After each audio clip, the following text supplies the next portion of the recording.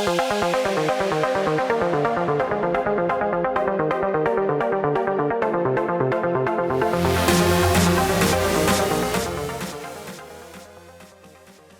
put together a bunch of factors.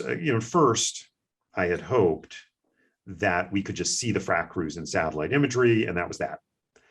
Turns out that, yeah, we can see them in satellite imagery, but it's a little fuzzy, and there's a lot of other kinds of work that happens on well pads. And so it wasn't like a really high confidence result.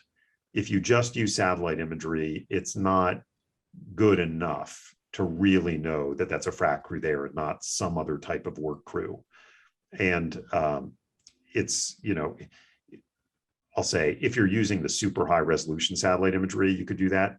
You are going to go bankrupt so fast if you buy that 1 meter or 50 or 30 centimeter imagery. Forget about it. That is not economically feasible, even for the biggest companies in this industry. Forget about that.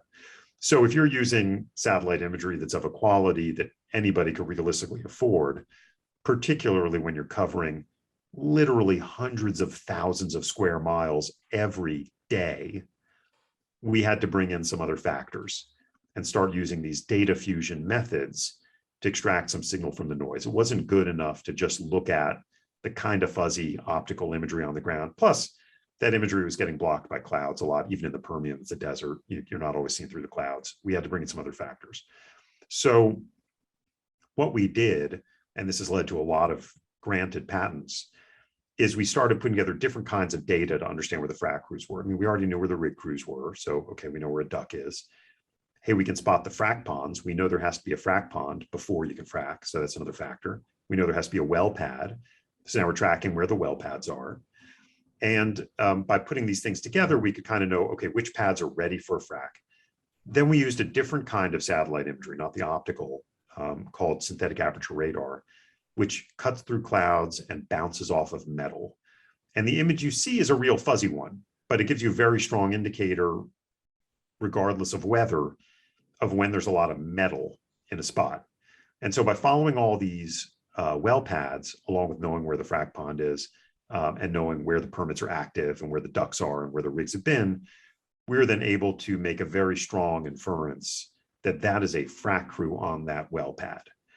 And then we took it a level up, which is we brought in a new data source, which is anonymous cell phone tracking data, where you're able to get pings from hundreds of millions of phones a day. And this is a whole industry in worldwide. I mean, it's a type of data that's very useful for a lot of kinds of things. A lot of people read about this during the whole COVID wave.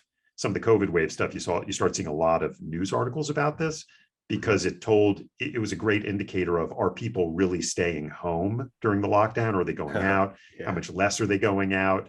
You get some interesting results off of that, like people in New York City, 96% of them haven't left their home, in the last 7 days, or whatever. But, look at Wyoming. People are going out even more, I don't know. They're taking advantage of low prices at Costco.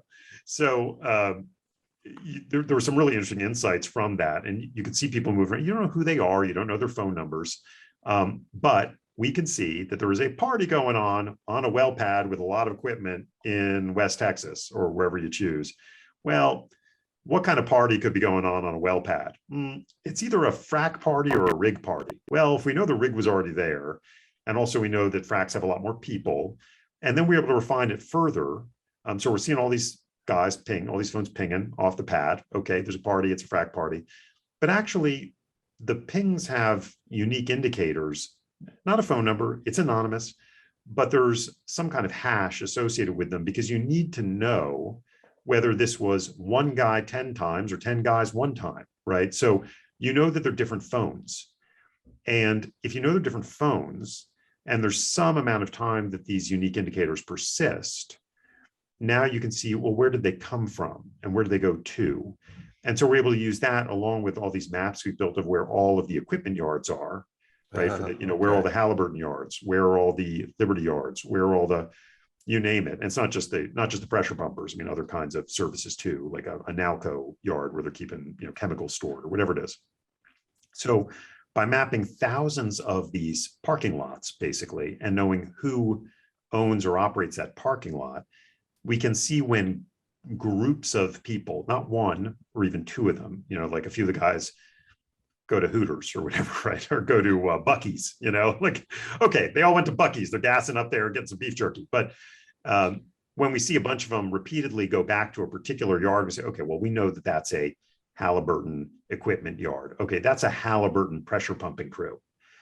And we know that pretty definitively. And then we know, hey, where are they moving around? How much turnover is there in the group? How many crews do they have active? How many crews have put equipment in the yard and the yard's just sitting there? The equipment's just sitting there because they haven't taken it back out, because now we're tracking those in the satellite imagery too.